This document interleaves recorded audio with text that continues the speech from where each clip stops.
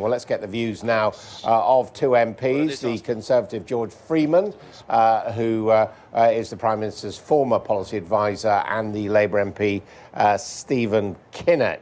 Welcome to you both. Now, you were here earlier on while speaking to Nick Bowles and Steve Baker, offering two Conservatives, offering totally different scenarios of what's going to happen. What is going to happen? Well, let's be clear what happened last night. I was a Remainer. All of the Remain Conservatives voted for Brexit, and we were abandoned by the Brexiteers. I stood in the lobby and watched them vote with Jeremy Corbyn, with the SNP, with the second refers. Let's just be clear last night. We did what was required to vote for Brexit, and they abandoned the Prime Minister and have caused crisis and chaos, and I fear this is now deepening. Second point, we now have to set out what Parliament will vote for. I'm afraid, having cut the Prime Minister adrift last night, her deal is now clearly dead. And Monsieur Barnier is reasonable. He's asking Parliament to say, what would you support? And I think it's absolutely key today we send a signal. We're still going to pursue Brexit, but it's going to have to be a Brexit that can get through the House of Commons. And that's where I think Stephen and I and the group of us who are working cross-party on Common Market 2.0 now come into play. There is a majority in this House for a sensible pro-business Brexit. We've got to find it in the next few weeks. What about that alternative proposal, though, that we were hearing from Steve Baker of the Malthouse compromise? Well, the problem with the ERG's proposals is they all require reopening the withdrawal agreement.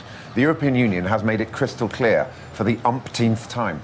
The withdrawal agreement was finalised back in November. It is not going to be reopened.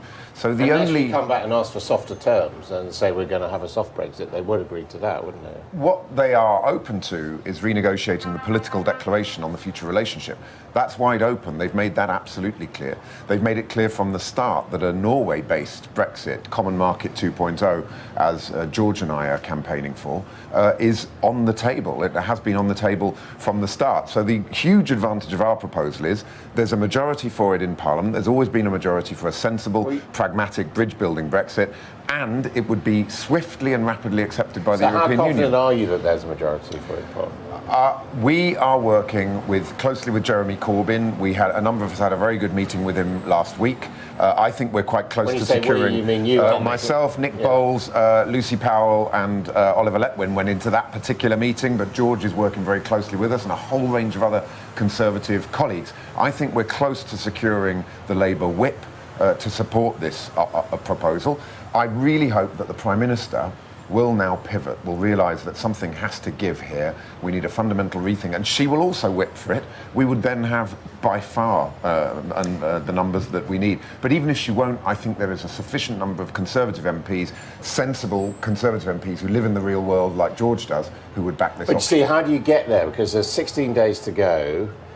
And to get there, you've got to take control of the process. Yeah, I think last night the ERG basically gave control of the process to Parliament. I warned them, you're not going to get the Brexit that you want that way, but I'm happily take on the mantle of responsibility for this, and I think we've now going to have to extend for 3 months, and I think Barnier and Europe are signalling, if you've got something you can put forward, we're up for it.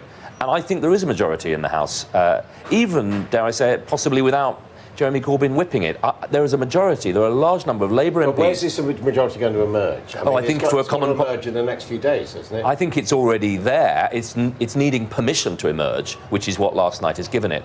And the Common Market 2.0 proposal is for those viewers who are looking, thinking, well, why haven't we heard about it? Good question. Why haven't you heard about it? Most of my Leave voters said, George, I want to be in a single market, not in the customs union, free to do trade deals.